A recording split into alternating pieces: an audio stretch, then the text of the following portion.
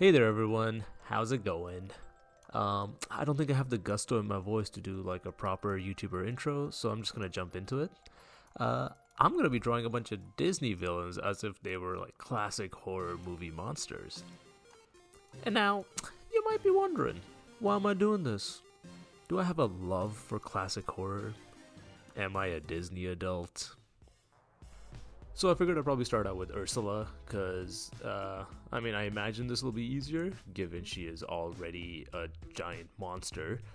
Yeah, no offense if that's your type, but yeah, I kind of want to lean more into that sea monster part of her character.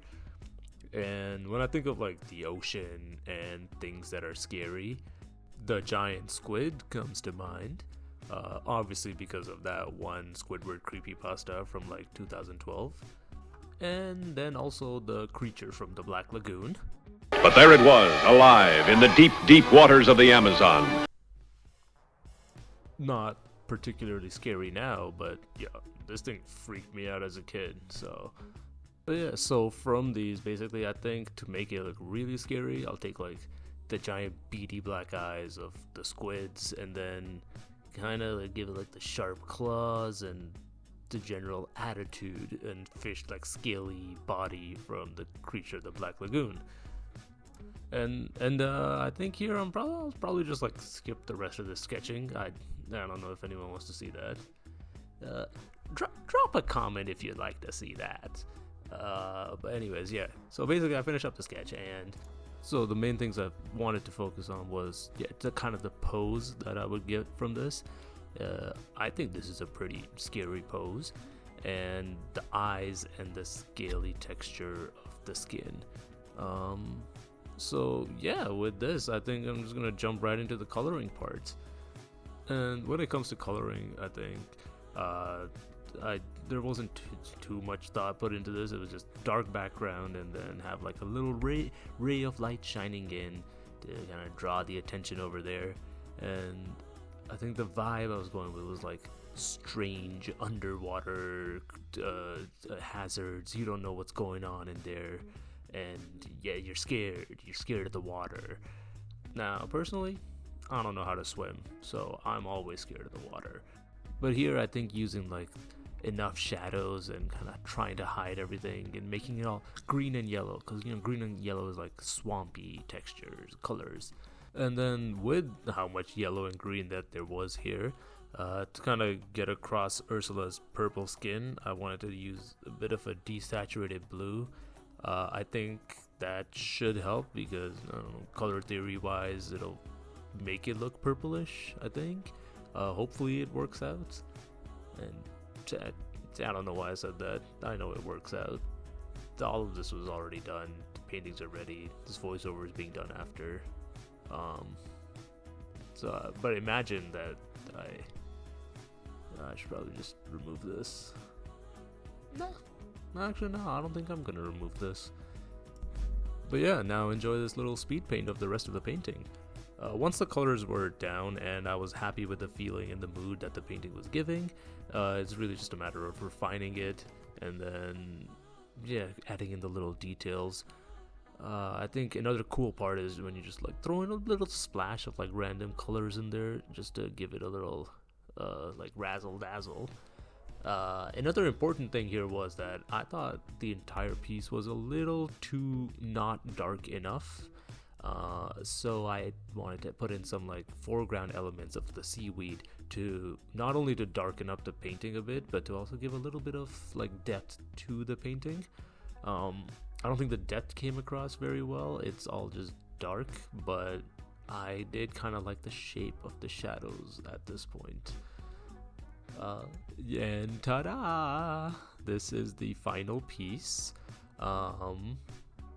Yeah, Ursula, Little Mermaid, honestly now my favorite movie, but Ursula was a pretty cool villain, I will say.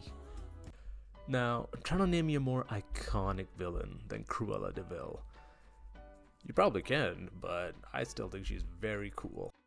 Now, this is quite a departure from Ursula, because whereas Ursula was straight up just a monster, Cruella is only a monster on the inside. On the outside, she's just an old lady. And putting aside our fears of the inevitability of death and old age, there's nothing inherently scary about her. So then I tried to think back to ye old horror ladies of ye old past to see how they kind of go about it.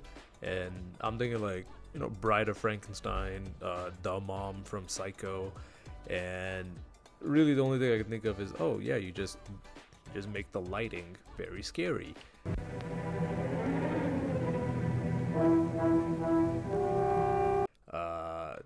So yeah, that's kind of the inspiration behind this piece. It'll just be an old lady, but we do the classic low angle face shot with the light shining from the bottom, and yeah, that should just be scary.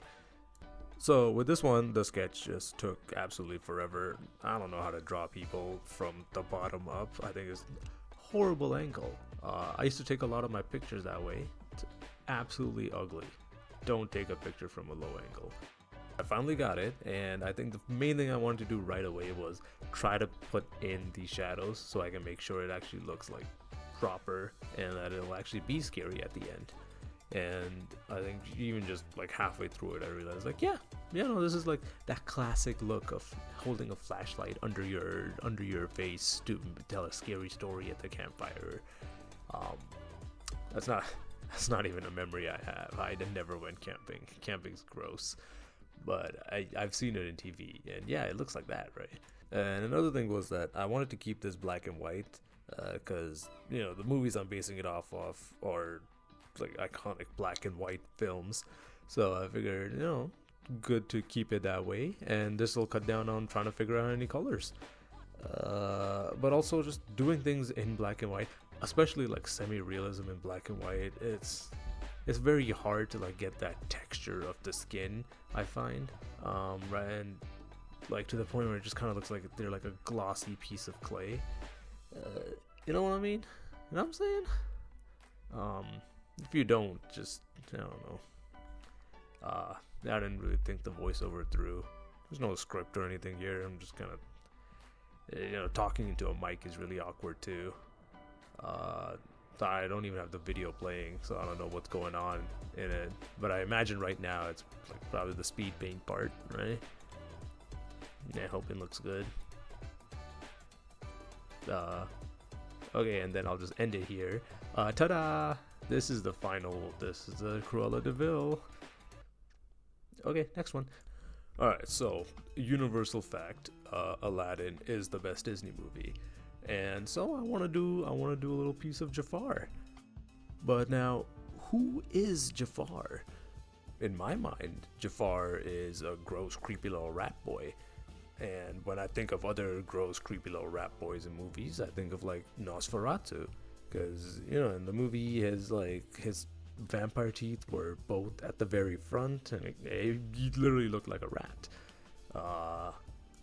So I want to bring a lot of that into this piece. Basically, all that really translates into is making Jafar look super sickly and pale. And that's exactly what I do. Just tone down the colors a lot. It was a super desaturated piece here. And then kind of still keeping like his iconic like red colors. So that's going to be the main thing. But then his actual face, I want to make it like almost grayish. And then also put in a lot of shadows, like very strong shadows, to show that this guy's face is like super skinny.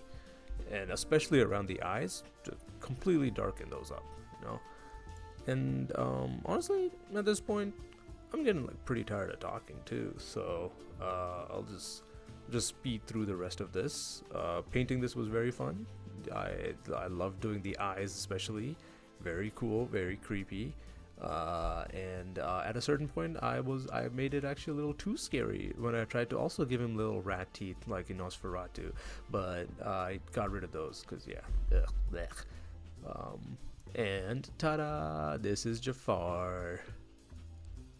I don't have anything to say. So those were the 3 pieces that we worked on today.